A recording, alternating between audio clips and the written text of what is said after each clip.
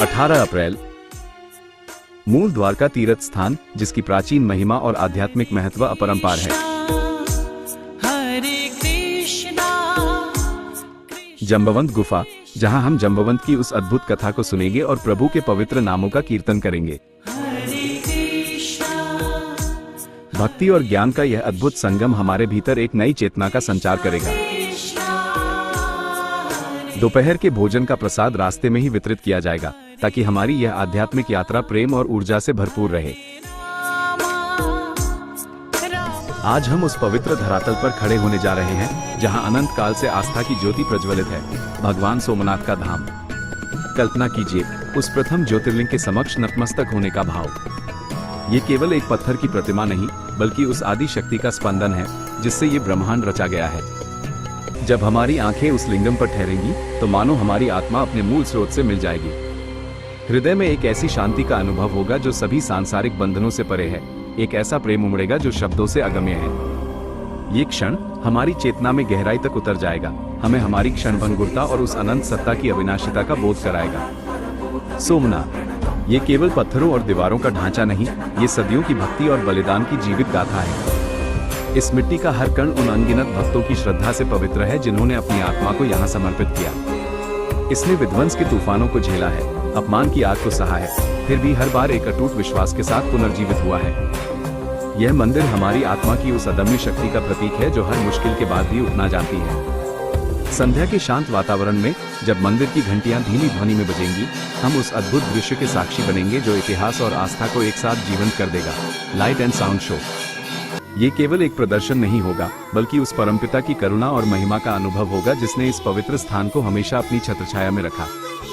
हर प्रकाश की किरण, हर ध्वनि की लहर हमारी आत्मा को उस दिव्य प्रेम से सराबोर कर देगी, हमें हमारी जड़ों से और गहराई से जोड़ देगी। सोमनाथ की यह यात्रा एक बाहरी तीर्थ नहीं है, ये हमारी आंतरिक यात्रा है। हमारी आत्मा की गहराई में उस शाश्वत सत्य की खोज है, जो हम सभी के भीतर विद्यमान है। आइए इस पवित्र स्थान की ऊर्जा को अपने भीतर समाहित करें और अपने जीवन को उस अनंत शांति और प्रेम से भर दें, जो यहाँ कण कण में व्याप्त है। यह अनुभव हमारी आत्मा की यात्रा का एक अविस्मरणीय पड़ाव बन जाएगा।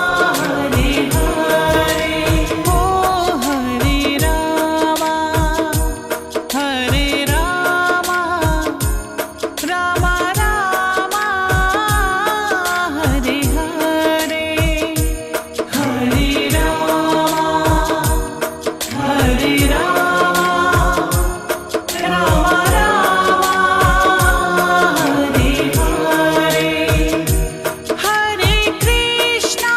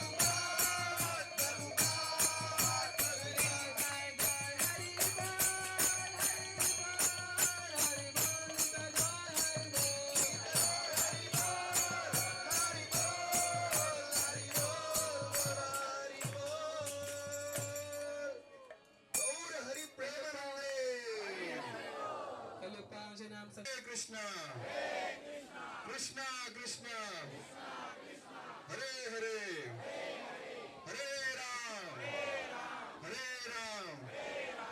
राम राम हरे हरे। तो हमारे बीच में श्रीमान सर्वमंगल गौर प्रभु जी और साथ ही में श्रीमान आदिकर्ता प्रभु जी भी आ चुके हैं। तो उनका एक बार जोर से हरि बोल बोल के स्वागत करेंगे। और अभी हमारे बीच में श्रीमान सर्वमंगल गौर प्रभु जी यहाँ थोड़ा कीर्तन होगा और यहाँ की थोड़ी लीलाएं हैं उसके बारे में भक्तों को बताएंगे और भक्त उन लीलाओं को ध्यान से सुने।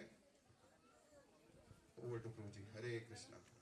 नमस्ते सरस्वती देवी गौरवाणी प्रचारिणी निर्विशेष शून्यवादी पश्चात्पदेशतारिणी।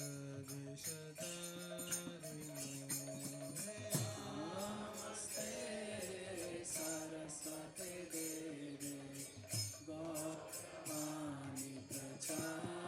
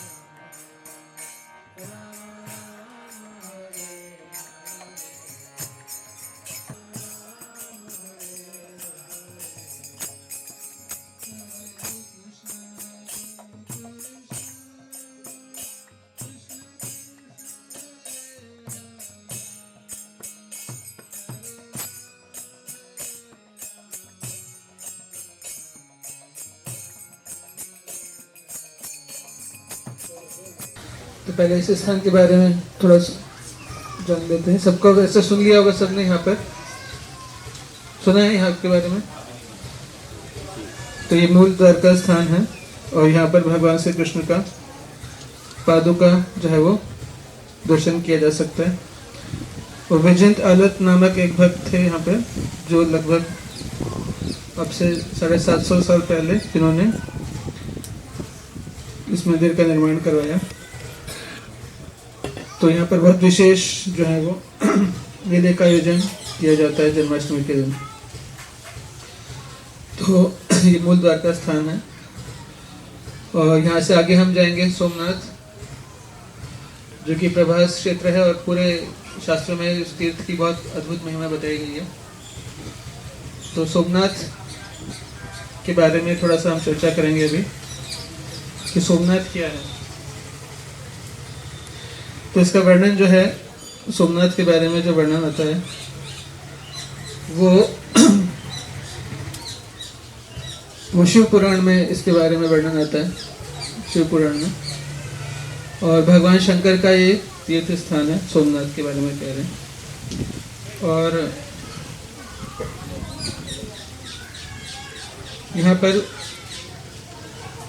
जो है सोम ने अर्थात चंद्रदेव ने भगवान शंकर की पूजा की थी और चंद्र के वंश में ही भगवान आगे प्रकट हुए, चंद्रवंश में। तो कनेक्शन है यहाँ। तो उसकी कथा कैसे इस तीर्थ का प्रादुर्भाव हुआ सोमनाथ का, तो उसके बारे में बता रहे हैं सुध गोस्वामी, बता रहे हैं शौनक आदि 88,000 ऋषियों को। तो ये दक्ष से रिलेटेड है ये कथा। दक्ष प्रजापति का नाम सुना है? तो शंकर भगवान से उनके जो दुश्मनी है वो काफी प्रसिद्ध है संसार में। तो दक्ष की कई सारी कन्याएं थी। उन्होंने अपनी 27 कन्याओं का विवाह चंद्रमा के साथ किया था। कई सारी उनकी कन्याएं थी, उसमें से 27 कन्याओं का विवाह चंद्रमा के साथ किया था। और बहुत ही प्रेम था चंद्रमा का अपनी सारी पत्नियों के साथ। तो उनमें जो एक पत्नी थी जिनका नाम था रोहिणी, तो रोहिणी जो है वो चंद्रमा को विशेष प्रिय थी और रोहिणी के प्रति चंद्रदेव का आकर्षण जो है वो सबसे ज़्यादा था। उनको सबसे ज़्यादा केयर, अटेंशन, उनको भाव दिया जाता था चंद्रदेव के द्वारा सबसे ज़्यादा। तो उसका परिणाम यह हुआ कि बाकी की जो रोहिणी की जो बहनें थी और चंद्रमा की पत्नियां थी वो बड़ी दुखी हो गई कि हमें कोई प्रेम नहीं मिलता है, हमें कोई अटेंशन नहीं मिलता है। सारी इच्छाएं रोहिणी की पूरी होती है, चंद्रदेव उसको ज़्यादा अटेंशन देते हैं। तो इसलिए फिर वो लोग निराश होकर, गुस्सा होकर कहाँ पे गए? अपने पिताजी के पास। देखिए, भगवान श्री कृष्ण के 16,108 पत्नियां थी, लेकिन उनकी लाइफ में ये वाली प्रॉब्लम नहीं आई कभी। लेकिन चंद्रदेव जो कि देवता हैं, बड़े बड़े देवता हैं, उनके लाइफ में ये प्रॉब्लम आई। और शास्त्र में बताया गया, जैसे कई बार ये प्रश्न आता होगा कई भक्तों का, या नहीं भी आता होगा, लेकिन एक प्रश्न जेन्युइन है कि पहले के समय में तो इतने सारी पत्नियां रहती थी लोगों की, ये कलयुग में एक ही पत्नी है, ये बहुत नाइंसाफी है, ये तो बहुत अन्याय है। तो इसका कारण क्या है? तो शास्त्र में बताया गया कि एक पुरुष कई स्त्रियों से विवाह कर सकता है। इसकी कुछ कंडीशंस होती हैं। एक कंडीशन ये होती है कि अगर उसको संतान की प्राप्ति नहीं हुई अगर अपनी पत्नी से, तो वो दूसरी विवाह कर सकता है। कंपलसरी नहीं, लेकिन चाहे तो कर सकते हैं, लेकिन जरूरी नहीं है, लेकिन ये अलाउ है।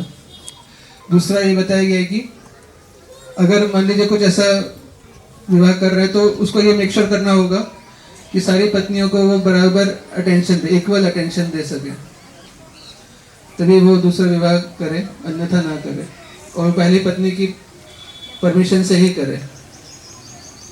तो ये जो है वो रूल बोल तो देते हैं लोग कि हाँ हम फॉलो करेंगे, लेकिन वो नहीं पता। चंद्रदेव भी नहीं कर पाए, तो हम लोग मनुष्य, कलयुग के मनुष्य तो लायक है भी नहीं। एक पत्नी को अगर, ये भागवतम में वर्णन है और अलग अलग पुराणों में कलयुग के लक्षणों का जब वर्णन किया गया है, वहाँ पे बताया गया कि कलयुग में सफल व्यक्ति वही माना जाएगा जो अपनी पत्नी, एक ही पत्नी से वो उनका विवाह रहे और वो लाइफ लॉन्ग उस विवाह को निभा सके। तो ये बहुत बड़ी सक्सेस होने जाएगा कलयुग में। और बोला जाएगा ये व्यक्ति जो है बॉन्ड है, ये एक ही पत्नी से इसका विवाह रहा और ये जिसने के बाद इनका टिका मैरिज। तो कलयुग में बहुत मुश्किल है। तो वही कंडीशन सतयुग में भी मुश्किल था, चंद्रमा के लिए बड़ा मुश्किल हुआ। तो सारी पत्नियां जो है वो गई अपने पिता के पास। तो पिताजी जो है वो अपनी पुत्रियों का दुख जो है वो बर्दाश्त नहीं कर पाए। एक पुत्री सुखी थी, बाकी 27-26 जो है वो दुखी थी। तो उनको बड़ा गुस्सा आया कि यार ये तो बहुत गलत है। तो चंद्रमा को उन्होंने बुलाया, बोला कि देखो बेटा, बराबर इक्वल व्यवहार करना चाहिए सबके साथ, पक्षपात नहीं करना चाहिए। तो एक लीडरशिप का एक कंसेप्ट भी है कि सारे अपने जितने भी फॉलोवर्स हैं या सबऑर्डिनेट्स, उनके साथ जो है वो फेयर और इक्वल बिहेव करें, किसी के साथ पार्शियलिटी ना करें। तो चंद्रमा तो पार्शियलिटी कर रहे थे, तो चंद्रमा ने कहा कि ठीक है ससुर जी, आपकी बात मैं मानूंगा। लेकिन जैसे ही ससुर जी वापस चले गए, फिर से वही शुरू हो गया उनका कि, तो ससुर जी ने समझाया उनको कई बार कि देखो, ये जो है वो सारी तुम्हारी पत्नियां हैं, सभी तुम्हारे प्रति शरणागत हैं, अपने पतिव्रता धर्म का पालन कर रही है, तो तुमको ऐसा नहीं करना चाहिए। क्यों तुम किसी से अधिक प्रेम करते हो, किसी से कम करते हो? ऐसा नहीं होना चाहिए, बहुत गलत है। दक्ष प्रजापति समझा है। तो फिर भी बार ऐसे ही हुआ। तो उसके बाद जब शिकायत हो गई, तो चंद्रमा को पता चला कि इन्होंने मेरी शिकायत कर दी, तो और अटेंशन नहीं देते थे उनको। जिन्होंने शिकायत किया उसको और ज़्यादा इग्नोर करते थे, जानबूझ करके साइलेंट ट्रीटमेंट दिया करते थे। तो फिर जो है वो फिर से वो गई अपने पिताजी के पास कि पिताजी ये तो मतलब आपने समझा दिया, फिर भी कुछ हो नहीं रहा। तो दक्ष को आगे गुस्सा, वैसे गुस्से में थे, बोले चंद्रदेव, बार बार मैं तुमको बोल चुका हूं, एक बार भी तुम मेरी बात नहीं मानते हो, और इसलिए अब मैं तुम्हें श्राप देता हूं कि तुमको जो है वो क्षय रोग हो जाएगा। कहीं पे क्षय रोग बताया गया, कहीं पे राज्यक्षमा रोग बताया गया है, जो वही रोग है जो टीबी का रोग जनरली इसको कहते हैं, टीबी। और यही रोग इनको हुआ था, जो विचित्र वीर्य थे उनको भी सेम रोग हुआ था। तो उनकी पावर जो है वो कम हो गई काफी, और पूरी तरह से क्षीण हो गए। अभी जैसे पूर्णिमा का जो चंद्र हम देखते हैं वैसे ही पूरे चंद्र खिले हुए रहते थे हमेशा, डेली। लेकिन इसके बाद से क्या हुआ, पूरा उनका अमावस्या हो गया, पूरा डीके हो गया पूरा। तो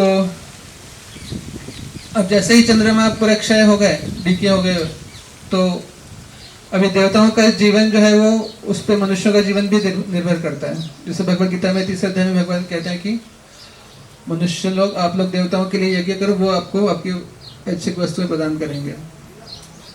तो सारे ऋषियों मुनियों में, मनुष्यों में हाहाकार मच गया कि अरे चंद्रमा क्षय हो गए पूरा, अब क्या होगा। क्योंकि सारी तिथियां जो हैं आपकी, एकादशी, द्वादशी, पूर्णिमा, जितनी भी तिथियां वो सारी किससे गणना होती है, चंद्र से गणना होती है। अब एकादशी आपको पता नहीं चलेगा तो कैसे आपका जीवन बीतेगा। तो चंद्र जब एब्सेंट हो गए तो सारी तिथियां, उसमें व्यवधान आ गया। यज्ञ कैसे करना है, कब करना है, कब शुरू करना है, कब खत्म करना है, किसी को कुछ पता नहीं चल रहा था। ऋषि मुनि परेशान हो गए, सब परेशान हो गए ब्रह्मा जी के पास। वशिष्ठ आदि ऋषि थे, छोटे मोटे ऋषि लोग नहीं थे, वशिष्ठ और बड़े बड़े ऋषि थे। तो ब्रह्मा जी ने कहा ठीक है देवताओं, जो हो गया वो हो गया। बाकी देवता भी परेशान थे, ऋषि लोग भी परेशान थे। ब्रह्मा जी ने कहा जो हो गया हो गया, श्राप तो पलट नहीं सकते। अब एक उत्तम उपाय है। क्या उपाय है? तो चंद्रमा जो है वो सारे देवताओं के साथ प्रभास नामक क्षेत्र में जाए। तो सोमनाथ जिस क्षेत्र में आता है उसको प्रभास क्षेत्र बोलते हैं।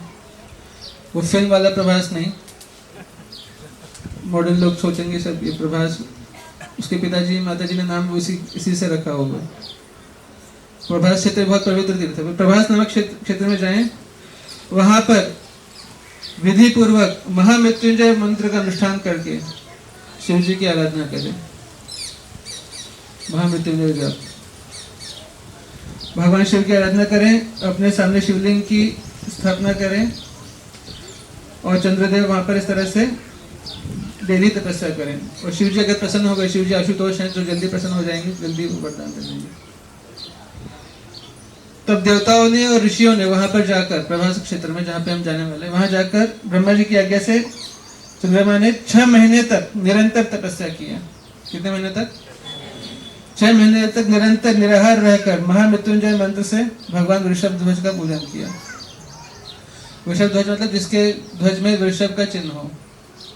जैसे शंकर का नाम है वृषभ ध्वज और कृष्ण का नाम है गरुड़ ध्वज, उनके ध्वज में गरुड़ का चिन्ह रहता है। अर्जुन है कपि ध्वज, उनके ध्वज में हनुमान जी रहते हैं। और 10 करोड़ महामृत्युंजय मंत्र का जप किया उन्होंने। 10 करोड़। तो कई बार भक्त लोग सोचते हैं कि महामृत्युंजय हमें करना चाहिए, करना चाहिए। 10 करोड़ जप करना पड़ा हमको, तब जाके हुआ। एक महामंत्र हम करते हैं, महामंत्र से बड़ा ही है महामृत्युंजय मंत्र, और 2 घंटे जप करते हैं तो 1728 बार होता है 16 माला में। तो 10 करोड़ महामंत्र कितने समय में होंगे हम सोच सकते हैं। तो 10 करोड़ महामृत्युंजय मंत्र किए इन्होंने, और उसके बाद भगवान शंकर प्रसन्न हो गए और बोले कि तुम्हारा कल्याण हो हे चंद्रदेव, तुम्हारे मन में जो भी अभिष्ट हो वो वर मांगो। तो चंद्रमा बोले हे देवेश्वर, यदि आप प्रसन्न है तो मेरे लिए क्या असाध्य हो सकता है। तथापि मेरे शरीर के क्षय रोग का निवारण कीजिए और मुझसे जो अपराध हो गया है उसको क्षमा कीजिए।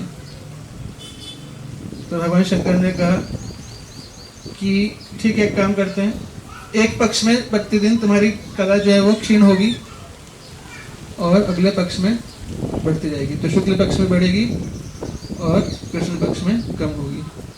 पूरा डेली पूर्णिमा तो नहीं किया शिव जी ने, लेकिन थोड़ा सा रिलैक्स कर दिया। तदनंतर चंद्रमा ने भक्तिभाव से भगवान शंकर की स्तुति की और भगवान शंकर फिर देवताओं से प्रसन्न हुए और इस क्षेत्र के महात्म्य को और बढ़ाने के लिए और चंद्रदेव के यश का विस्तार करने के लिए इस स्थान पर सोमेश्वर नाम से कहलाए और सोमनाथ नाम से विख्यात हुए। और सोमनाथ का पूजन करने से वे उपासक के क्षय तथा कोढ़ आदि रोगों का नाश कर देते हैं। तो वहीं पर सारे देवताओं ने फिर सोम कुंड की स्थापना की और उस सोम कुंड में भगवान शंकर और ब्रह्मा जी का नित्य निवास माना जाता है। और इस तीर्थ पर वो पाप नाशन तीर्थ क्षेत्र के नाम से पूरे पृथ्वी पर प्रसिद्ध है। और मनुष्य के जितने भी स्किन डिसीजेस हैं, स्किन डिसीज, इसमें बताया गया कि उस कुंड में स्नान करने से 6 महीने तक डेली 6 महीने तक डेली स्नान करने से उस कुंड में स्किन डिसीज सारे ठीक हो जाते हैं। और ये सब जब हो गया तो पूर्णिमा, तो उसके बाद चंद्रमा जो है निरोग होकर अपना कार्य फिर से संभालने लगे। तो सोमनाथ जो है वो इस तरह से वहाँ पर स्थापित हुए सोमेश्वर के रूप में भगवान शंकर। और भगवान शंकर के 12 ज्योतिर्लिंग प्रसिद्ध हैं। इसमें पहले हैं सोमनाथ, सौराष्ट्र सोमनाथम च श्रीशैल्य मल्लिकार्जुनम उज्जैन्याम महाकालम ओंकारम अमलेश्वरम परल्याम वैद्यनाथम च डाकिन्याम भीमाशंकरम सेतुबंधे तु रामेशम नागेशम दारुका वने वाराणस्यम तु विश्वेशम त्र्यंबकम गौतमी तटे हिमालये तु केदारम भूष्मचम च शिवालये एतानि ज्योतिर्लिंगानि सायं पाठः पठेन्नरः सप्तजन्मकृतं पापं स्मरणेन विनश्यति। ये 12 ज्योतिर्लिंगों का जो स्तोत्र है, जो डेली बोलता है, उसके 7 जन्मों के पाप नष्ट हो जाते हैं, ऐसा श्लोक है। तो पहला जो ये सौराष्ट्र क्षेत्र में आता है, गुजरात, वेस्टर्न गुजरात जो है सौराष्ट्र है, तो यहाँ पर सोमनाथ के रूप में भगवान शंकर विराजमान है। तो 12 ज्योतिर्लिंगों का हम जाप करेंगे तो 7 जन्मों के पाप नष्ट हो सकते हैं। और महामंत्र का जाप करेंगे तो सारे जन्मों के सारे पाप नष्ट हो सकते हैं, हो जाएंगे, अगर अपराध नहीं करेंगे तो। वैसे तो नष्ट हो जाएंगे, लेकिन फिर भगवान उसका ही अकाउंट रखते हैं, फिर माया देवी नहीं रखती। तो ये सोमनाथ की कथा है। और बहुत ही भव्य मंदिर रहा करता था यहाँ पर भगवान सोमनाथ का पहले। और लगभग सन 1026 ईस्वी में मोहम्मद गजनी नामक एक आक्रमणकारी का यहाँ पर अटैक हुआ और सोमनाथ मंदिर का उसने विध्वंस किया। और भगवान शंकर का जो फेमस शिवलिंग हुआ करता था, उसको भी जो उसने खंडित किया। और फिर उसके बाद जो है वो बताया गया कि भारत के लोगों ने काफ़ी उसको बचाने का प्रयास किया। एक बुक है, इसका नाम है क्राइम्स अगेंस्ट इंडिया। ये एक डिवोटी हैं, प्रभुपाद डिसाइपल, जिनका नाम है श्री नंदन प्रभु। नाम सुना है? स्टीफन नैप प्रभु एक हैं, उनको अभी रिसेंटली पद्मश्री मिला है इंडियन गवर्नमेंट की तरफ से। उन्होंने एक बुक लिखा है, इसका नाम है क्राइम्स अगेंस्ट इंडिया। तो सारे भक्तों को पढ़ना चाहिए एटलीस्ट एक बार, स्पेशली जो यूथ हैं उनको जरूर पढ़ना चाहिए। क्राइम्स अगेंस्ट इंडिया, भारत में कैसे कैसे अटैक हुआ। तो ये प्रभुपाद डिसाइपल ही हैं, उन्होंने बुक लिखा। तो वो बता रहे हैं इसमें, तो बता रहे हैं कि Indians made a desperate attempt to defend. यहाँ का पूरा भारत के लोगों ने भी काफ़ी प्रयास किया और 50,000 की जो आर्मी थी वो इसमें मारी गई। और लगभग 1, 2, 3, 4, 5, 6, 7, 8 2 करोड़ दिरहम, 2 करोड़ मुद्राएं सोना और चांदी की और जवाहरात जो है वो इस मंदिर से चुराए गए। 2 करोड़ स्वर्ण मुद्राएं। और उसको जो है फिर वो लेकर चले गए।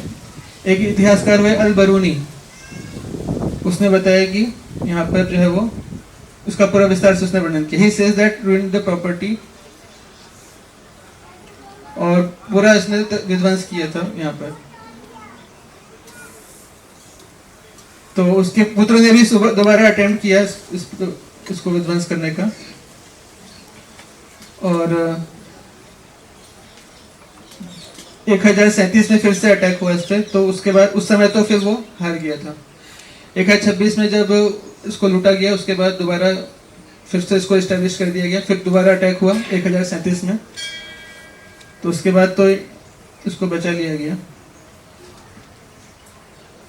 तो इस तरह से कई बार इस पर अटैक हुआ, ये था सोमनाथ के टेम्पल पे। लेकिन अभी जो है वो गजनी एक जगह है अफगानिस्तान में, तो वहाँ पर इसको सारा धन लूट के ले जाया गया। तो अभी लेकिन काफ़ी वहाँ पे ऑलरेडी काफ़ी विकास अच्छा कर दिया गया है।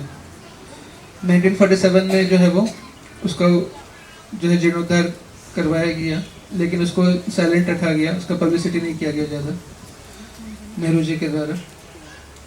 लंबी कथा है, लेकिन अभी जो है वो करंट गवर्नमेंट में इसको काफ़ी अच्छे से फिर से विकसित किया गया है। ऐसा हमने सुना है, आप लोग जाएंगे तो हम देख पाएंगे।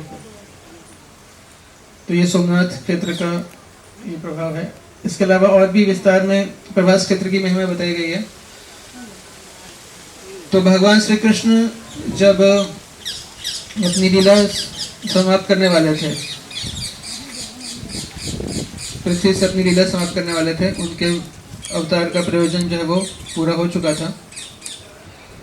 तो उस समय जो है वो भगवान श्री कृष्ण ने सोचा कि अब मुझे अपनी लीला यहाँ से समाप्त करनी है और मैं यहाँ से अप्रकट हो जाऊंगा।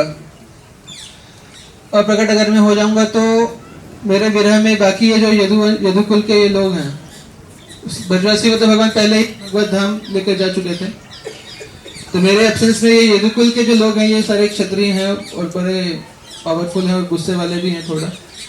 तो ये तो पूरे ब्रह्मांड में मेरे विरह में पूरे ब्रह्मांड में मेरे जो है ये उत्पात मचा देंगे पूरी तरीके से। तो भगवान चाहते थे कि कैसे मैं मेरे जाने से पहले इनको लेकर जाऊं वापस। और जैसा कल प्रभु जी बता रहे थे 100 करोड़ से भी ज्यादा यदुवंशी थे, तो यदुवंशी को कैसे अप्रकट करवाएं। तो भगवान विचार करने लगे तो कैसे करें। तो भगवान ने सोचा कि क्योंकि जैसे प्रभु जी ने कल बताया था कि भगवान की एक लीला से कई सारी लीलाएं भगवान करते हैं, एक लीला से कई सारे संदेश कई प्रकार के भक्तों के लिए, जो भक्त नहीं है उनके लिए, सबके लिए भगवान संदेश देते हैं अपना। तो भगवान ने विचार किया कि कैसे करें। तो भगवान जो है हम सबको संदेश भी देना चाहते थे और यदुकुल को भी यहाँ से अप्रकट करवाना चाहते थे। तो वो अप्रकट तभी हो सकते थे जब वो खुद ही आपस में लड़के एक दूसरे का वध करें, तभी वो प्रकट हो सकते थे। और उसके माध्यम से भगवान एक शिक्षा भी देना चाहते थे। तो ऐसा हुआ कि यदुवंश क्योंकि भगवान के वंश में थे, तो इसलिए उनके अंदर भगवान की माया के प्रभाव से एक प्रकार का अहंकार भी था, गर्व भी था कि हम तो कृष्ण के भक्त हैं और कृष्ण हमारे रिश्तेदार हैं और हम तो दुनिया में सबसे ज़्यादा पावरफुल हैं, कोई हमारा कुछ बिगाड़ नहीं सकता। तो इसलिए वो किसी को कुछ समझते नहीं थे यदुकुल में। ये भगवान की योजना थी हमारी। वैसे तो भगवान के प्रति उनका अगाध प्रेम था, लेकिन ये जो लीला है ये हमें शिक्षा देने के लिए। तो यदुवंश के बारे में ऐसा ना सोचें, यदुकुल के बारे में, कि यदुवंश यादव जो थे भगवान के जो रिश्तेदार थे वो लोग दुष्प्रवृत्ति के थे, ऐसा ना सोचें, ये अपराध होगा। वो लोग प्योर डिवोटीज थे, लेकिन हमें शिक्षा देने के लिए ये लीला हो रही है। तो उनके अंदर एक अहंकार की भावना थी, किसी को कुछ समझते थे। कोई भी ऋषि मुनि आते थे उनको कुछ मानते ही नहीं थे, अरे ये सब ऐसे ही। तो ऋषि मुनि लोग आपस में इसी प्रभास क्षेत्र में ही यहाँ पर कुछ उनकी विचार चल रहा था, तत्व विचार, कि कैसे भगवान जो है उनकी लीला समाप्त होगी, क्या होगा। तो उसी समय क्या हुआ, यदुवंश के कुछ बच्चे थे, बच्चे नहीं थे, वो थोड़े टीन एज में थे और बड़े थे थोड़ा उससे। उन्होंने देखा कि अरे ऋषि मुनि लोग यहाँ द्वारका में आसपास ही थोड़ा ये लोग कुछ अपना विचार विमर्श करें, चलो इनका मजा लेते हैं, थोड़ा मजाक करते हैं, मजे लेते हैं। तो क्या किया, कृष्ण के पुत्र थे, उनमें एक थे बहुत चंचल और बहुत ही मजाकिया प्रवृत्ति के और बहुत ही अनकंट्रोल्ड। उनका नाम था सांब। नाम सुने? सांब नाम था उनका। सांब जो है वो जाम्बवती के पुत्र थे और भगवान श्री कृष्ण ने बहुत तपस्या करके उनको पुत्र रूप में प्राप्त किया था। तो बहुत ज़्यादा अफेक्शनेट थी माता जी उनके प्रति, उनकी माता। जामवती बहुत अफेक्शनेट थी, तो बिल्कुल अनकंट्रोल थे और एक काइंड ऑफ लीडर थे उन सारे पुत्रों में। तो उन्होंने क्या किया, अपने एक छद्मवेश धारण किया और एक गर्भवती स्त्री का रूप धारण किया और अपने मुंह को ऐसा घूंघट से ढक लिया और बिल्कुल ऐसे सब लोग जो है वो आपस में, सारे भाई लोग आपस में घेर के खड़े हो गए और वो माता जी बना हुआ वो शाम जो है वो एकदम अपने लटके झटके दिखाते हुए, जिस तरह से माताओं के योग्य चेष्टाएं करते हुए वो ऋषियों के पास पहुंचे और उन पुत्रों ने, कृष्ण पुत्रों ने, सबने ऋषियों को प्रणाम किया और बोले कि हे मुनिवरों, आप सबको प्रणाम है, दंडवत प्रणाम किया सबको। और ये गर्भवती स्त्री हैं और देखिए इनका भाव इतना लज्जा से ये युक्त हैं और इनके मन में एक बहुत ही जिज्ञासा है कि इनके गर्भ से जो है वो कौन उत्पन्न होगा, लड़का होगा या लड़की होगी।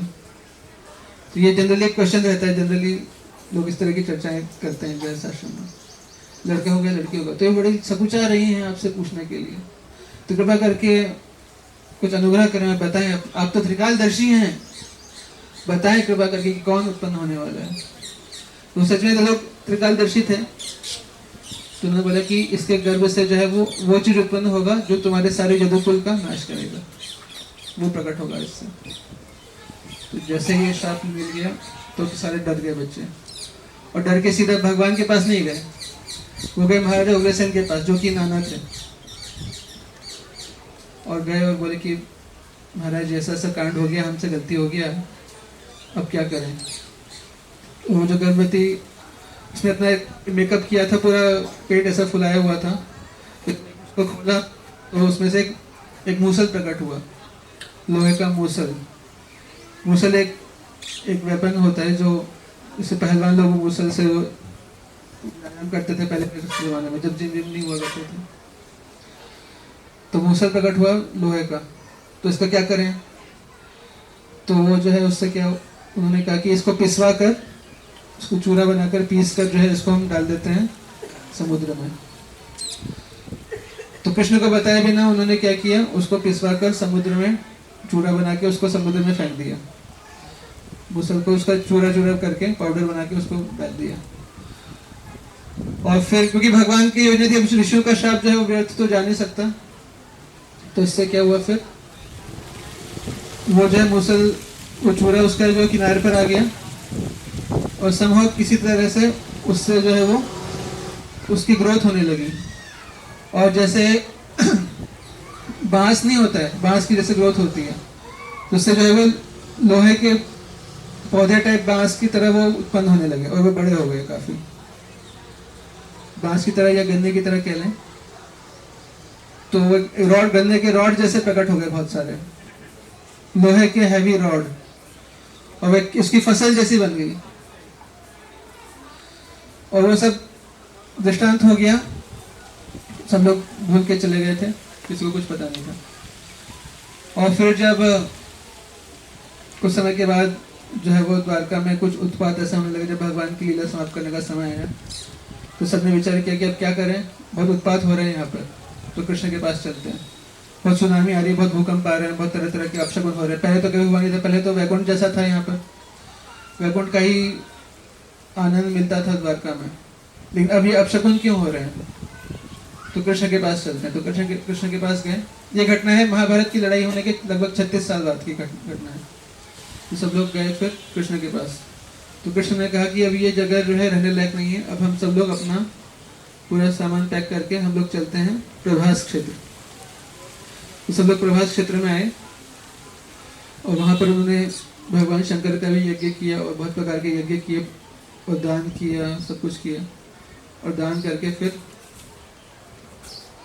फिर सब लोग अनुष्ठान करने के बाद अब क्या करें, फिर सोचे कि अब चलो पार्टी करते हैं, यज्ञ हो गया, पार्टी करते हैं। तो पार्टी करने लगे तो फिर उसमें फिर अब ड्रिंक्स भी करने लगे। फिर तो ड्रिंक्स हुआ, तो ड्रिंक्स के चक्कर में शराब एक जो पी लेता है उसका नशा जो होता है, तो नशे में आ गए काफी लोग। कृष्ण तो दूर बैठे चुपचाप देख रहे थे। और वो लोग आपस में फिर शराब पी पी कर एक दूसरे को क्रिटिसाइज करने लगे। जैसे मजाक नहीं करते हैं, एक दूसरे की टांग खींचते हैं मजाक मजाक में। और वो मजाक जो है कब वो किसको बुरा लग जाता है कुछ कहना सब कुछ पॉसिबल नहीं है। कभी भी किसी को बुरा लग जाए, कब लिमिट क्रॉस कर दें। तो फिर एक दूसरे के पुराने पुराने जो किसने गड़बड़ किए हुए थे, एक दूसरे की फॉल्ट हो, एक दूसरे के दोष गिनाने लगे। तो दोष गिनाने लगे तो फिर बोले कि अरे तेरी हिम्मत कैसे हुई मेरे को ऐसा बोलने की। ऐसा करके लड़ाई शुरू हो गया। लड़ाई शुरू हो गया तो सब लोग लड़ने लगे और लड़ लड़ के आपस में ही सब लोग खत्म हो गए। और भगवान श्री कृष्ण भी जो है वो भगवान कृष्ण भी के ऊपर भी लोग आरोप लगाने लगे। फिर कृष्ण ने भी कई लोग मारे, बलराम ने भी कई मारे। तो कृष्ण ने ही यदुवंश के बहुत लोगों को मरवाया, मारा डायरेक्ट।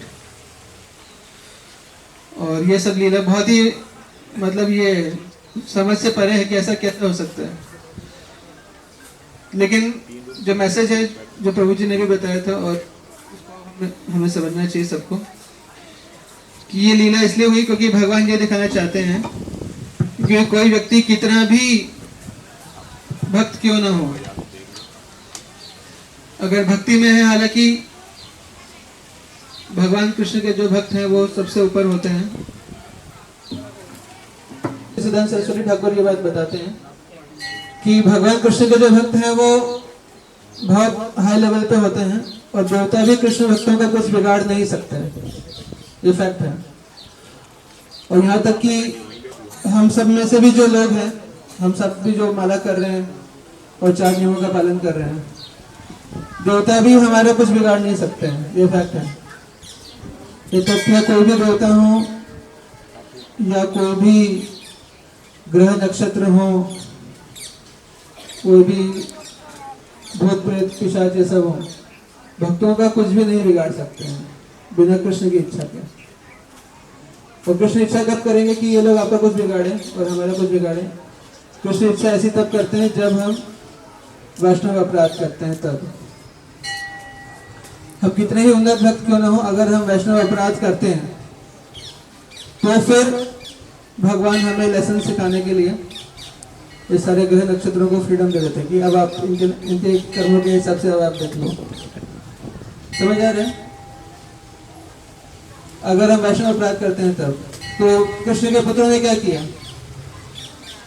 भगवान की शक्ति का दुरुपयोग किया। उन्होंने एक लीला के तहत भगवान की कृष्ण की शक्ति का दुरुपयोग किया और ये समझा कि हम तो कुछ भी कर सकते हैं, अब हमें रोकने वाला कोई नहीं, अब हम दुनिया में सबसे श्रेष्ठ हैं। और ऋषि मुनि लोग क्या हैं? भक्त लोग क्या हैं? तो भक्तों से मजाक किया उन्होंने, सीनियर डिवोटीज से, वैष्णवों से मजाक किया। तो ये उनको नहीं करना चाहिए था, मर्यादा का उन्होंने उल्लंघन किया। जब भगवान देखते हैं कि उनके भक्त मर्यादाओं का उल्लंघन कर रहे हैं तो एक लेवल ऐसा आता है जब भगवान का भी टॉलरेंस लेवल समाप्त हो जाता है और फिर भगवान कहते हैं कि अब इनको शिक्षा मिलनी ही चाहिए। तो फिर भगवान जो है भक्तों को भी दंड दिलवाते हैं। तो भक्तों को इसलिए जो है वो शिक्षा ये है इसमें, यदुकुल के जो संहार की जो लीला है इसमें शिक्षा ये कि भक्तों को हमेशा सावधान रहना चाहिए। हालांकि भगवान कहते हैं कि कौन्तेय परिजानी ही नमे भक्त प्रणश्यति, कि हे अर्जुन तुम ये घोषणा कर दो कि मेरे भक्त का कभी नाश नहीं होता है। हालांकि भक्त का कभी नाश नहीं होता है, लेकिन भक्त अगर चाहें तो खुद ही वैष्णव अपराध करके, साधु संतों के प्रति, ऋषियों के प्रति अपराध करके जो है वो अपना खुद का नाश करवा सकते हैं। तो ये संदेश हमें समझना चाहिए कि सदाचार शिष्टाचार का हमेशा पालन करें। विशेष रूप से जो वरिष्ठ वैष्णव होते हैं उनके साथ जो है वो चीपली डीलिंग नहीं करना चाहिए। तो गुरुजन जो है वो अगर हमसे मजाक करें तो वो उनका प्रेरोगेटिव है, लेकिन हम मजाक ना करें। हो सकता है हम मजाक करें, हो सकता है कुछ समय तक बढ़िया भी नहीं रहे, लेकिन कब हम लिमिट क्रॉस कर देंगे, क्योंकि हम तो हमारे अंदर काम क्रोध लोभ मोह ये सब खत्म नहीं हुआ ना, तो कब हम लिमिट क्रॉस कर दें हमें पता नहीं चलेगा और कब अपराध हो जाएगा पता नहीं चलेगा। और अपराध हो गया तो फिर कृष्ण जो है वो हमें शिक्षा देंगे। फिर तो इसलिए वरिष्ठ वैष्णव के साथ जो है वो अच्छे से व्यवहार करें सदाचार के अनुसार। और केवल वरिष्ठ वैष्णव की बात नहीं, किसी भी वैष्णव के साथ, किसी भी भक्त के हृदय को ठेस न पहुंचाएं, ऐसा प्रयास करना चाहिए। श्री चैतन्य महाप्रभु ने कहा तृणादपि सुनिचना करोड़पि सहिष्णुना अवमानना मान देना कीर्तनी सदा हरि। इसलिए हमें क्या करना चाहिए, अपने आप को नीचे समझते हुए सारे वैष्णवों का सम्मान करने का प्रयास करें और खुद सम्मान की अपेक्षा ना करें और दूसरों को पूरा सम्मान देने का प्रयास करें जितना हमसे हो सके। हमेशा कॉन्शियस रहें, हमेशा अवेयर रहें। एक बार परम पूज्य गोपाल कृष्ण गोस्वामी गुरु महाराज ने प्रभुपाद जी को लेटर लिखा। उसमें लिखा कि प्रभुपाद, मैं हमेशा कॉन्शियस रहता हूँ कि कहीं मेरे से वैष्णव अपराध ना हो जाए। तो प्रभुपाद ने उनको रिप्लाई करते हुए लिखा कि ये बहुत अच्छा क्वालिटी है आपका कि आप हमेशा सतर्क रहते हैं कि कहीं आपसे वैष्णव अपराध तो नहीं हो रहे। तो भक्तों को हमेशा सतर्क रहना चाहिए। ऐसा भी नहीं कि बहुत ज़्यादा फोबिया हो जाए, बहुत ज़्यादा डर के माहौल में जीने लगे, ऐसा भी नहीं है, लेकिन फिर भी थोड़ा सा हमें सावधान रहना चाहिए कि कहीं हमसे बाउंड्रीज जो है, मर्यादाएं जो वो क्रॉस ना हो। इस तरह से जो है वो यहाँ पे प्रभास क्षेत्र में लीलाएं संपन्न है। तो प्रभास क्षेत्र सोमनाथ का जो क्षेत्र बहुत पुण्य क्षेत्र है और यहाँ पर हमें भगवान से प्रार्थना करनी चाहिए, भगवान शंकर से भी और कृष्ण से भी, कि हमें शुद्ध कृष्ण प्रेम प्रदान करें। ठीक है, तो ये पे विराम दें। कोई और भी टाइम है? चलिए, एक भक्त थे,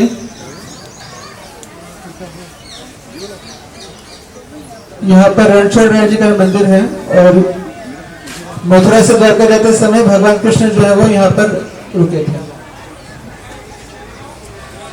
तो जब भगवान द्वारका की स्थापना किए थे तो जब द्वारका जा रहे थे तो यहाँ पर रुके थे कुछ समय के लिए। बस में बैठना है ना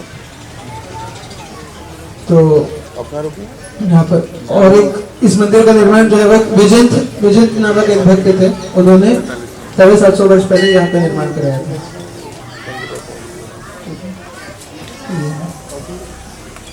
कुछ क्वेश्चन है? माइक हरे कृष्णा प्रभु जी, सादर प्रणाम। प्रभु जी, जैसे हम मंदिरों में देखते हैं थोड़ा छोटा झंडा होता है, इसमें इतना बड़ा है और कलरफुल है, इसकी कोई महिमा है क्या? महिमा तो होगी जरूर, मुझे पता नहीं है, लेकिन झंडे की महिमा, बड़ा झंडा, काफी बड़ा झंडा है।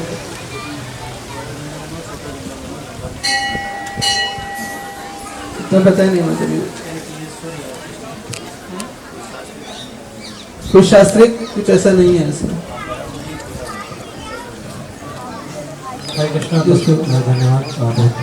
ये दो प्रश्न है। पहला प्रश्न जो आपने पहला लीला सुनाया चंद्रदेव का, भगवान सोमदेव का वो प्रार्थना करते हैं, तो उससे क्या शिक्षा लेनी चाहिए जनरली? और दूसरा प्रश्न मटीरियली मैं भूल गया पहला प्रश्न है। शिक्षा ये है कि भगवान शंकर जो है वो आशुतोष है और वैष्णव यथा शंभु सारे वैष्णवों में श्रेष्ठ हैं। निम्नगानम यथा गंगा देवानाम अच्युतो यथा वैष्णवानाम यथा शंभु पुराणानाम इदं तैतम।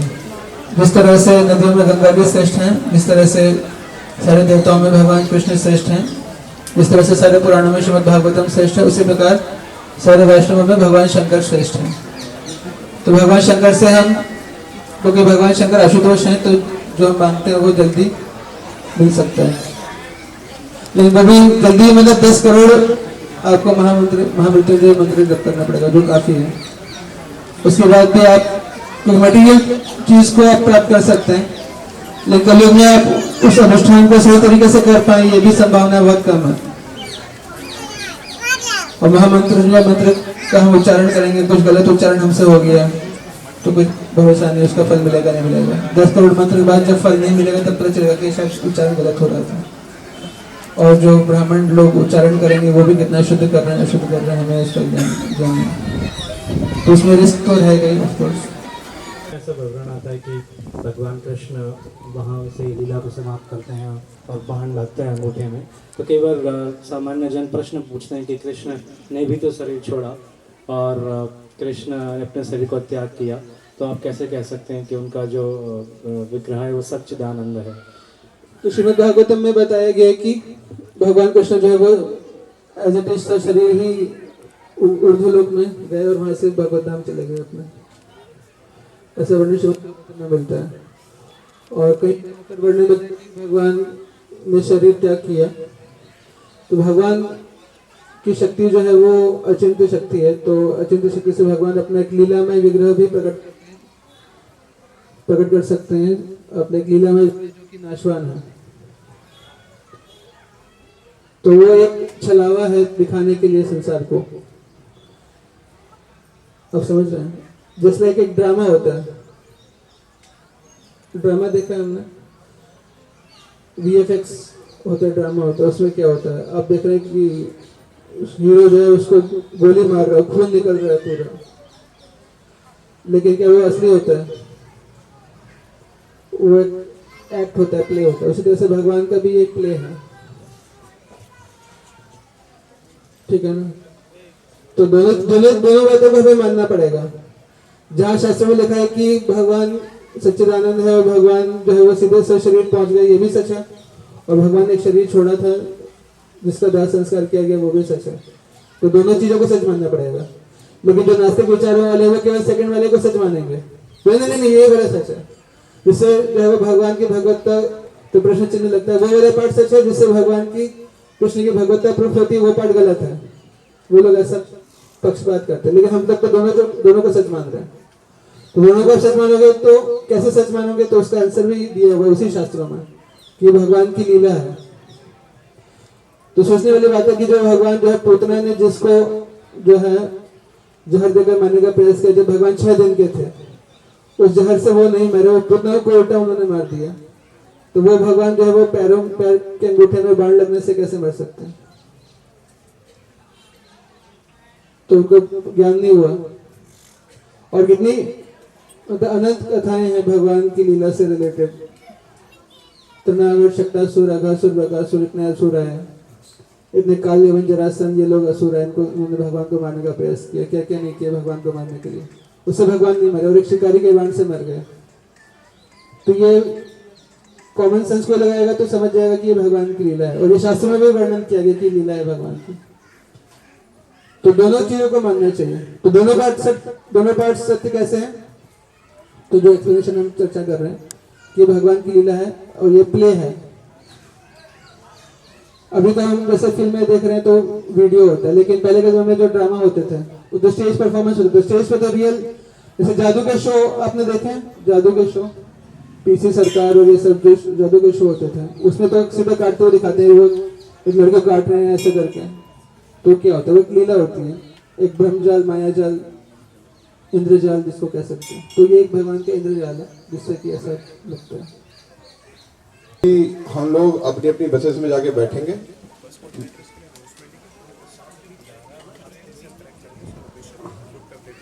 और भक्त ध्यान से सुनिए, खास करके जो बस कोऑर्डिनेटर्स हैं, प्रसाद जो है भक्तों का, जो दोपहर का प्रसाद है, वो रास्ते में भी कलेक्ट किया जाएगा।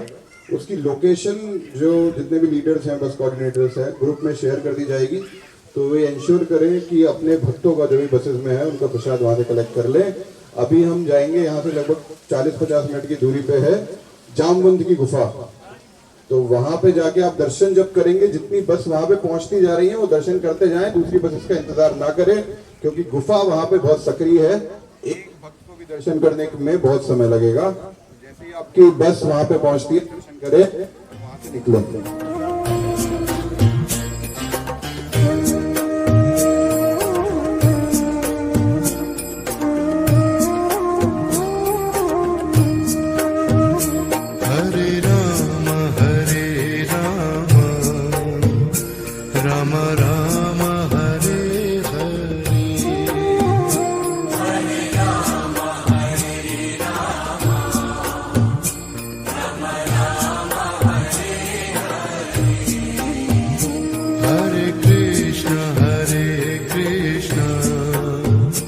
Krishna Krishna Hare Hare Hare Krishna Krishna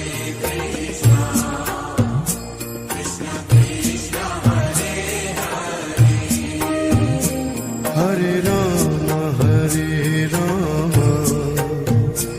Ram Ram Hare Hare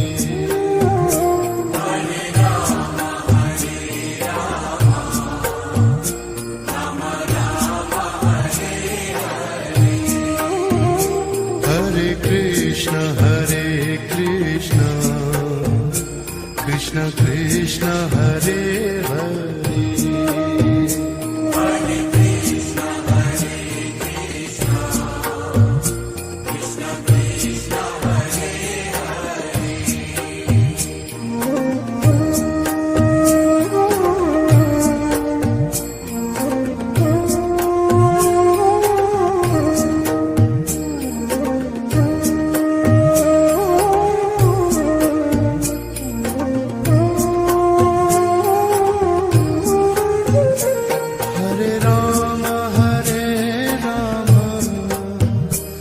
Ram Ram Hare Hare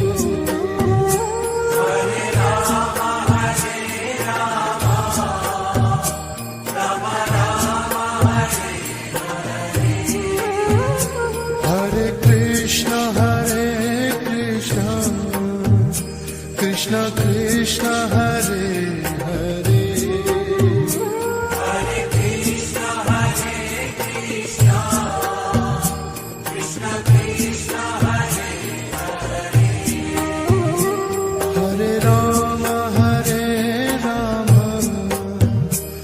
Ram Ram Hare Hare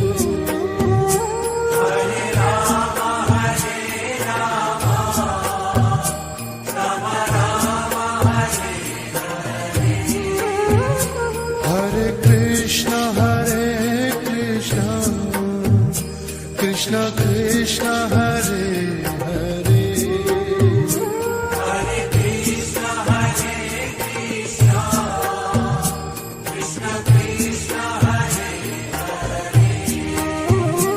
Hare Hare Ram Ram Ram Hare Hare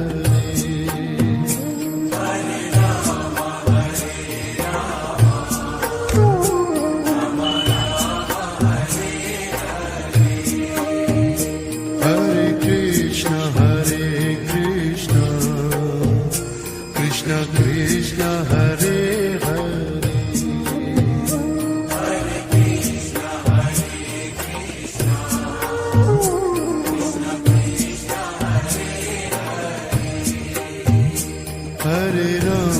Hare Ram Ram Ram Hare Hare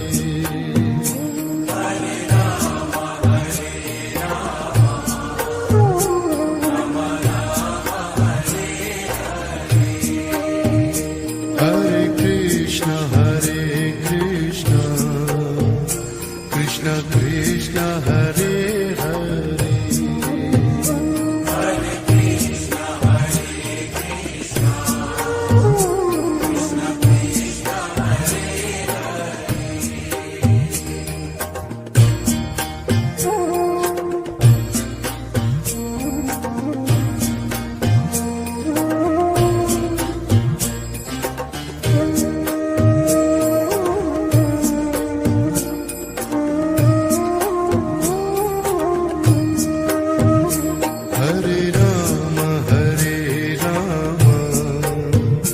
Ram Ram Hare Hare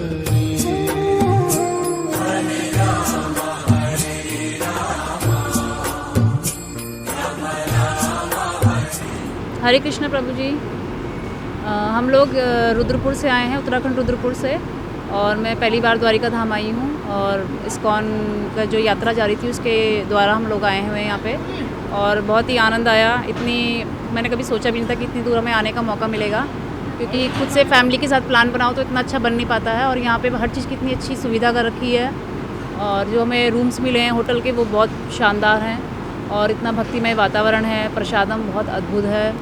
तो हर जगह जाके बहुत अच्छा एक्सपीरियंस है। हम पूरी फैमिली मिल के आए हैं यहाँ पे, 7 लोग हैं हमारी फैमिली में, और हमने मतलब यहाँ पे द्वारिकाधीश जी के दर्शन किए, और नागेश्वर ज्योतिर्लिंग के दर्शन किए, गोपी तालाब गए थे, और भी बहुत सारी जगह हम लोगों ने घूमा है। भेट द्वारिका जी गए थे, कल हमने भड़केश्वर महादेव जी के दर्शन किए, वहाँ पे वो बहुत ही आनंद आया। सी कॉट है वहाँ पे, और उनकी आरती में भी सम्मिलित हुए थे। और इसके अलावा अब आज हम लोग यहाँ से निकल रहे हैं, प्रस्थान कर रहे हैं सोमनाथ के लिए, और हो सकता है बाबा जी के दर्शन आज हो जाएँ या फिर कल होंगे, और उसके बाद फिर हम लोग घर वापस जाएंगे। तो बहुत ही आनंद आया, और इस्कॉन की सब व्यवस्था बहुत ही शानदार है। तो मैं हरे कृष्णा बोलना चाहती हूँ, हरे Krishna. Thank you very much. मेरा नाम राजीव सक्सेना है, मैं शालीमार गार्डन से आया हूँ।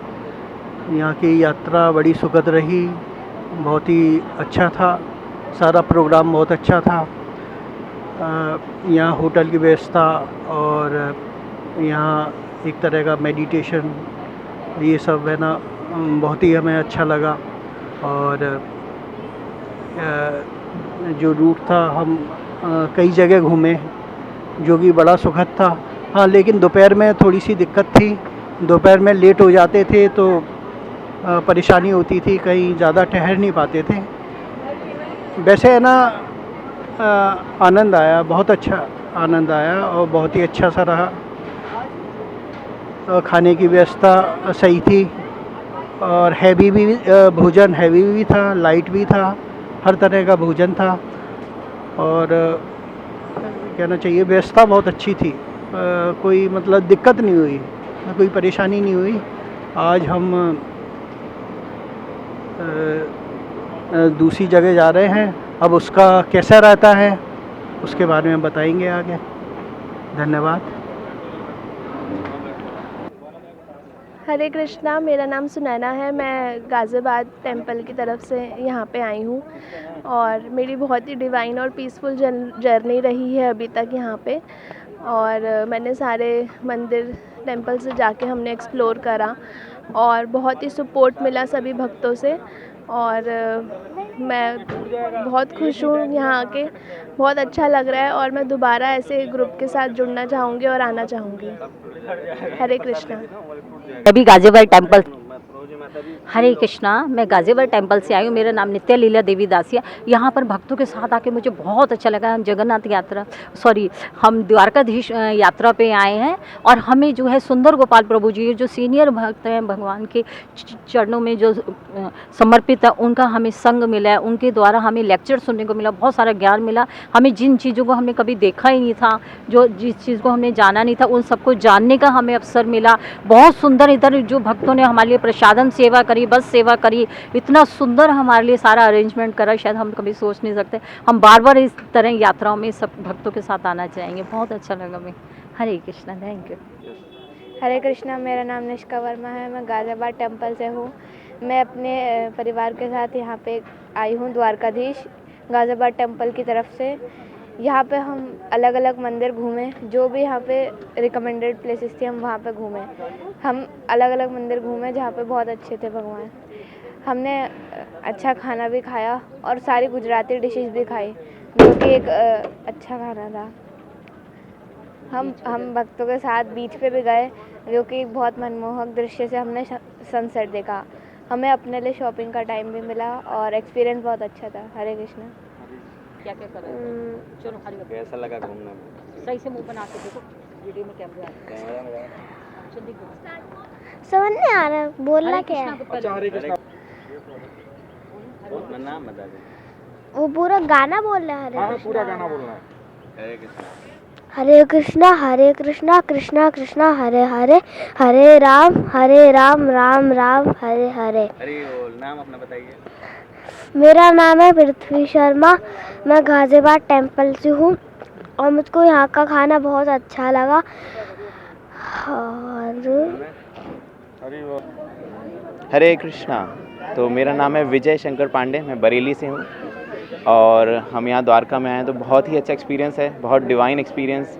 इस ग्रेट सुंदर गोपाल प्रभु जी के लेक्चर्स बहुत ही स्पिरिचुअल अपलिफ्टमेंट के लिए बहुत अच्छे हैं, और साथ में जो कल कीर्तन हुआ भड़केश्वर महादेव पे, वो तो बहुत ही अलग ही लेवल था, बहुत ही अच्छा। हरि बोल, बहुत आनंद आ रहा है। हरे कृष्णा। प्रसादम बहुत वंडरफुल है। हरि बोल। हरे कृष्णा प्रभु जी। मैं डॉक्टर सुरेश सक्सेना लखनऊ से हूँ, और विजयनगर उससे आया हूँ, गाज़ियाबाद से। और यहाँ का बड़ा अच्छा कार्यक्रम रहा, और ख़ास करके कल का जो कीर्तन था बहुत ही आदिकर्ता प्रभु जी का बहुत ही सुंदर और बहुत अविस्मरणीय रहेगा। बाकी जितना लेक्चर वगैरह सुंदर गोपाल प्रभु जी द्वारा दिए गए हैं बहुत ही वैल्यूएबल और आगे के लिए एक सीख का काम करेंगे। हरे कृष्णा। हरे कृष्णा। मैं वेब सिटी गाजियाबाद से इस्कॉन में शामिल हुआ हूँ और यहाँ का प्रबंध बहुत अच्छा है, प्रसादम बहुत अच्छा बना है और लेक्चर में सुनकर बहुत अच्छा लगा। सब प्रेरणादायक है, जो लेक्चर है वो सब जीवन में काम आने वाली चीज़ें बताई गई हैं और बहुत अच्छा लगा यहाँ करके। बहुत बहुत धन्यवाद। जी, मैं प्रभु जी शाहजहानपुर से आया हूँ इस्कॉन के तरफ से। मुझे यहाँ बहुत अच्छा लगा, सेवा में उसमें सभी में शांतिपूर्वक यात्रा हुई। हरे कृष्णा। मैं ओमकार धीरदास इस्कॉन लखवा से। यहाँ पर जो है भक्तों का एसोसिएशन मिला है हमें और मंगला आरती अटेंड करने में बहुत ही अच्छा महसूस हुआ और प्रवचन श्रीमान सुंदर गोपाल प्रभु जी के बहुत ही सुंदर, बहुत ही अत्युत्तम थे। और उसके बाद में भड़केश्वर महादेव का जो है कीर्तन जो है भक्तों ने बड़े आनंद और उत्साह के साथ में आनंद उठाया। और यहाँ पर प्रसादम तो अति उत्तम रहा है, क्वालिटी बहुत बेस्ट थी। तो मैं तो कहूँगा ऐसी यात्रा होती रहनी चाहिए, बहुत अच्छी यात्रा रही। हरे कृष्ण। से आए हैं बहुत कृष्णा। हम गाजियाबाद से आए हैं और हंसा जी प्रभु हमारे कोऑर्डिनेटर हैं। बहुत अच्छा लगा, बहुत अच्छा इंतज़ाम किया हुआ है। इतने सारे लोगों को मैनेज करना बहुत मुश्किल काम है, ये सब प्रभु जी की कृपा है। जय श्री कृष्णा, जय श्री कृष्णा। उनकी आशीर्वाद से ही सब कुछ हो पा रहा है। बहुत मुश्किल सबके लिए, बहुत बहुत पूरे कार्यकर्ताओं के लिए, सबके लिए बहुत बहुत धन्यवाद। बहुत बहुत मेहनत करी है सबने। हरे कृष्णा। मैं गोविंदपुरम कांग्रीगेशन से हूँ और यहाँ आके तो बहुत ही अच्छा लगा मुझे। यहाँ का प्रसाद और सब वैष्णव के साथ घूमना बहुत ही अच्छा। हरे कृष्ण। सारी व्यवस्थाएं बहुत अच्छी लगी यहाँ की, बहुत सुंदर व्यवस्थाएं हैं और ऐसे टूर बार बार बनते रहें हम लोगों के लिए। धन्यवाद। हरे कृष्ण। बहुत बहुत धन्यवाद। हरे कृष्णा, हरे कृष्ण। सभी प्रभु जी लोगों का जिन्होंने इतनी सेवा से करा हमारे लिए अरेंजमेंट, उनके लिए सबके लिए धन्यवाद। हरे कृष्णा प्रभु जी। हरे कृष्णा। तो मुझे गुजरात में द्वारकाधीश मंदिर आके बहुत अच्छा लगा और मैं इस्कॉन IGF गाजियाबाद से हूँ। तो यहाँ पे आके मुझे इतना अच्छा लगा, मेरा फ़र्स्ट टाइम एक्सपीरियंस है।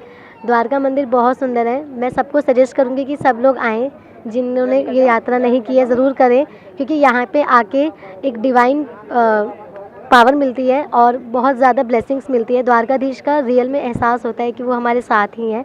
साथ ही साथ मेरी इच्छा है कि मैं दोबारा यहाँ पे आऊँ और बार बार द्वारकाधीश आती रहूँ, क्योंकि ये 4 धामों में आता है। जैसे कि 4 धाम यात्रा होती है, तो ये द्वारकाधीश, रामेश्वरम, जगन्नाथपुरी और हमारा ये जो धाम है बहुत प्यारा धाम है। तो मैं चाहती हूँ सब लोग आएँ। हरे Krishna. Hare Krishna. I am very much delighted in the Dwarka tour. First of all, I will say thanks to the Sundar Prabhuji who conducted this tour. Sundar Gopal Prabhuji, and I thank all the coordinators who managed this tour very efficiently, and especially I like the prasadam, and prasadam was having variety, and the ISKCON khichdi, that is the TRP of this yatra, and I like the Dwarkadish temple darshan. We get the 2 times we get under the guidance of Adikata Prabhuji, president of the ISKCON president.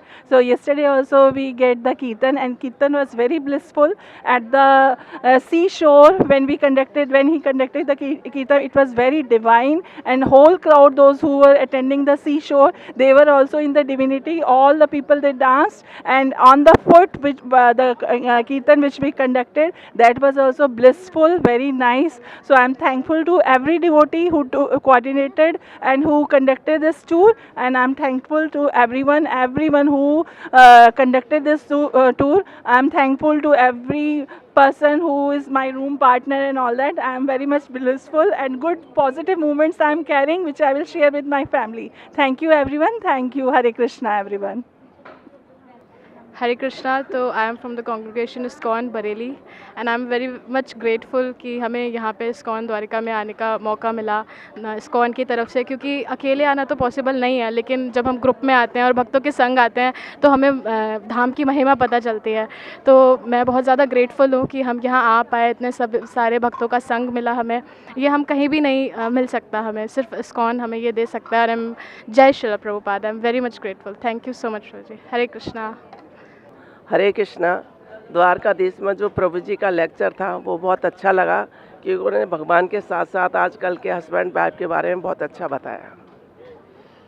हरे कृष्णा। जो प्रभु जी ने बताया द्वारकाधीश के बारे में वो बहुत ही अच्छा बताया, और हमें बहुत ही ध्यानपूर्वक हर एक चीज़ का जप करना चाहिए, और बहुत ही मतलब लेक्चर में जो भी बताया बहुत ही अच्छे से द्वारकाधीश का सारा जो भी वर्णन किया बहुत ही बढ़िया तरीके से किया। हरे कृष्णा। हरे कृष्णा प्रभु जी हम द्वारकाधीश में आए हैं, बहुत अच्छा लगा हमें। प्रभु जी ने बताया, पहली बार ही आए हैं प्रभु जी, और प्रभु जी हमें हर चीज़ का यहाँ पे पता चला, जो चीज़ हमसे हमारे जीवन से छुटी हुई थी पूजा पाठ में, हम अभी नहीं अधूरी थी, वो भी पूरी हो गई। और यहाँ का प्रसादम वगैरह सब, कोई भी किसी चीज़ की भी कमी नहीं रही प्रभु जी। भगवान की सब तरह से दर्शन किए हैं प्रभु जी, बहुत अच्छा लगा हमें प्रभु जी। हरे कृष्णा प्रभु जी। हरे कृष्णा। तो जैसा कि आप सभी को पता है कि हम द्वारका धाम में आए हुए हैं, तो यहाँ का एक्सपीरियंस हमारा बहुत ही अच्छा रहा। यहाँ का प्रसादम, यहाँ का लेक्चर, यहाँ के हमने तीर्थ स्थल घूमे, तो हमें बहुत ही अच्छा लगा, और हम चाहेंगे कि हम बार बार यहाँ पे आएँ। यहाँ का मैनेजमेंट भी बहुत ही अच्छा है, भक्तों के साथ कोऑपरेशन सब बहुत अच्छा लगा, और ऐसा ना और मन करा है कि बार बार हम यहाँ पे आएँ, और इस भगवान का हमें एसोसिएशन ऐसे ही मिलता रहे। भगवान की कृपा हमारे ऊपर होगी तो हम बार बार आएंगे। हरे कृष्णा। हरे कृष्णा प्रभु जी। दंडवत प्रणाम प्रभु जी। प्रभु जी हमें बहुत अच्छा लगा, बहुत ही बहुत अच्छा लगा, और प्रभु जी का बहुत बहुत धन्यवाद है। प्रभु जी हमें बहुत ही अच्छा लगा, और जो यहाँ पे खाने वाने का भी अरेंजमेंट बहुत अच्छा है प्रभु जी, रहने का भी बहुत अच्छा है प्रभु जी, और भगवान से प्रार्थना की भगवान जी हमें बार बार बुलाएं प्रभु जी, हम बार बार आएँ। यही। हरे कृष्णा। मैं गुड़गांव से आई हूँ, और मेरा ये पहला अनुभव है द्वारकाधीश आने का, और शायद इससे अच्छा अनुभव मुझे अपनी लाइफ में तो नहीं मिला। इस्कॉन वालों के साथ आके बहुत अच्छा लगा, इतना बढ़िया अरेंजमेंट, सब बहुत बढ़िया है, बहुत ही अच्छा लगा। हरे कृष्णा। जय श्री कृष्णा। मेरा नाम डालिमा अग्रवाल है, मैं बरेली से आई हूँ। हमारे टीम लीडर सौरभ वर्मा जी हैं, और हमारे हेड हैं भीम अर्जुन प्रभु जी। मुझे यहाँ के ये मेरा पहला अनुभव है इस्कॉन के साथ किसी भी यात्रा में। अच्छा लगा, सब कुछ डिसिप्लिन देखने को मिला। दूसरी बात है, सुंदर गोपाल जी का जो लेक्चर मैंने सुना वो भी बहुत अच्छा था। उसमें एक सूत्र पहले से पता है, फिर भी उन्होंने एक दृष्टांत जो सुंदर गोपाल प्रभु जी ने दिया कि एक फूल जो भगवान कृष्ण ने रुक्मणी जी को दे दिया था, और सत्यभामा जी बहुत नाराज़ हो गई थी, उन्हें लगा कि उनकी प्रिय रानी को नहीं मिला। उसके एक बीच में प्रभु जी ने एक लाइन कही कि अगर तुम मुझसे प्रेम करती हो और ये तुम्हें लगता है कि मैंने एक अपराध किया है तो मुझे माफ़ कर दो। तो अगर हम किसी से प्रेम करते हैं तो क्षमा हमें करना चाहिए। ये सूत्र, एक जीवन का सूत्र हम लेके जा रहे हैं। दूसरी चीज़, यहाँ पे फूड इज़ वेरी एक्सीलेंट। ये शायद हम किसी 5 स्टार होटल या घर में भी इतना शुद्ध और इतनी वैरायटी वाला खाना, हेल्दी फूड ये नहीं मिल सकता। तो फूड बहुत अच्छा मिल रहा है। बाकी सब चीज़ें, उतनी चीज़ों को मैनेज करना, micro management it is needed, वो सब चीज़ हमें देखने को मिल रही है। छोटी छोटी पहलुओं पे भी वर्किंग करी हुई है, और हम लोग सब उसी माइंडसेट से आए हैं। कोई कमी नहीं है, और हम आगे भी आना चाहेंगे। बट मौसम तो, हाँ देखिए, गर्मी है तो द्वारका गुजरात के हिसाब से मौसम तो विपरीत है। बाकी सब बहुत अच्छा है। मुझे मेरा एक अच्छा अनुभव लेके मैं जा रही हूँ। जय श्री कृष्णा। हरे कृष्णा। हरे राम। हम गाज़ियाबाद से आए, साहिबाबाद से। यहाँ आके हमें बहुत अच्छा लगा। यहाँ के टेंपल बहुत अच्छे हैं, यहाँ लोग बहुत अच्छे हैं, खाना बहुत अच्छा है, सब कुछ हमें बहुत ही अच्छा लगा। अच्छा एक्सपीरियंस रहा हमारा। पहली बार ही हम आए हैं, लेकिन आगे आएंगे, और बहुत अच्छा रहा। हरे कृष्णा। हरे कृष्णा। हरे Krishna. My name is Radha Dua from Bareilly, and when I came to know that some ISKCON is arranging some religious trip, a spiritual trip to Dwarka and Somnath, immediately my response was, yes, I will join. But in heart I was a little bit reluctant. I was thinking this is my first visit, and I have joined ISKCON only a few months before. Will I be able to adjust there? How will be the arrangements? I was really very much stressful about that, my journey. Before coming, in my night when before one night when we were going to start the journey, I had very bad dreams because of my anxiety and stresses. But as soon as I came here, I boarded the train from Bareilly. I can't tell you the experiences of my Bareilly journey to this place. Prasadam on way for 3 people. How can you imagine that that so much pain the people from ISKCON are taking for coming prasadam, taking prasadam for only 3 people who are traveling in the train at that time. That was really wonderful experience for me, and मैं ये भी कहना चाहूँगी कि मैं नतमस्तक हुई उन तीनों व्यक्तियों को जिन्होंने वहाँ प्रसादम इतना कड़ी गर्मी में पहुँचाया ट्रेन में. फिर मेरा दूसरा एक्सपीरियंस था, I got down there in वापा, and from there we took the taxi and reached the here in Dwarka. यहाँ पर मेरी एंग्जाइटी थी अबाउट द रूम्स.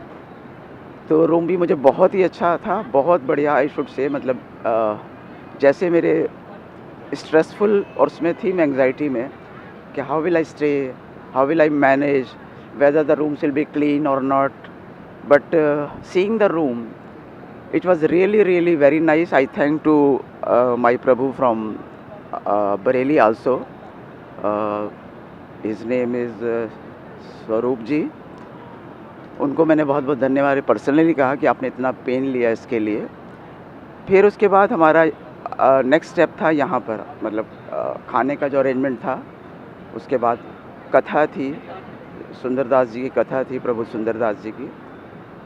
वो भी बहुत वंडरफुल थी. उस कथा को मैंने पूरा सुना. सुबह 5 बजे जो मंगला आरती थी उसमें हम आए, फिर कीर्तन किया, फिर then we went to the pandal for prasadam. Prasadam was really nice and people were very painstaking. जो भी एफर्ट कर रहे थे वहाँ पर, उनके चेहरे पे ज़रा भी शिकन नहीं थी. सबसे बड़ी बात तो ये थी कि इस गर्मी में हर आदमी उसी श्रद्धा भाव से, उसी आस्था भाव से खड़ा था वहाँ पर. और हर स्टेप पर, खाली एक स्टेप पर नहीं, हर स्टेप पर, अगर हम बस में चढ़ रहे हैं देवर हेल्पिंग अस, अगर हम उतर रहे हैं देवर हेल्पिंग अस. फिर हम वहाँ पर मंदिर में टहले तो वहाँ पर भी पूरा का पूरा एक लेन में सब लोग चल रहे थे. देवर डिसिप्लिन्ड. फिर तो मेरा तो एक्सपीरियंस बहुत अच्छा रहा है, एंड मैं औरों को भी इसके लिए आई विल सजेस्ट कि इस अनुभव को देखते हुए, मतलब कि they can come and join. जो हमारे मन में एक थोड़ा सा एक डर रहता है इस धार्मिक आयोजनों में, मतलब they are religious point of view से तो दे आर वेरी नाइस, क्योंकि हमारे को मस्तिष्क हमारा क्लीन करते हैं, हमारा हार्ट क्लीन करते हैं. लेकिन हमको, मैं अपनी बात कर रही, मैं औरों की बात नहीं कर रही, कि उस समय थोड़ा सा फिज़िकल कंफर्ट का ज़रूर लग रहा था.